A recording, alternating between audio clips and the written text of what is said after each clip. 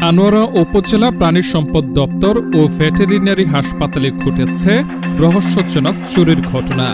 সোমবার ৮ই ডিসেম্বর গভীর রাতে দপ্তরের কক্ষ ভেঙে কম্পিউটারের গুরুত্বপূর্ণ যন্ত্রাংশ, ল্যাপটপ সহ বিভিন্ন অফিস সরঞ্জাম চুরি করে নিয়ে যায় দুর্বৃত্তরা। ঘটনায় পুরো এলাকায় চলছে আলোচনা সমালোচনা।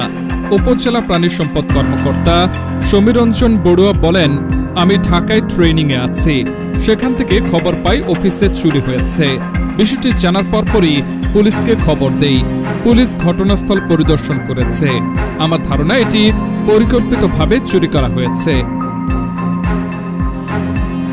তবে এ বিষয়ে জানতে আনোয়ারা থানার অফিসার ইনচার্জ ওসি জুনায়েদ চৌধুরীর মোবাইলে একাধিকবার ফোন করা হলেও তিনি কল রিসিভ করেননি।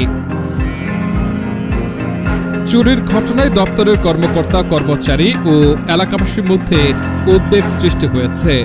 দ্রুত ঘটনার সঠিক তদন্ত এবং চুরি যাওয়া জিনিসপত্র উদ্ধারে প্রশাসনের কার্যকর পদক্ষেপ কামনা করেছেন সংশ্লিষ্টরা।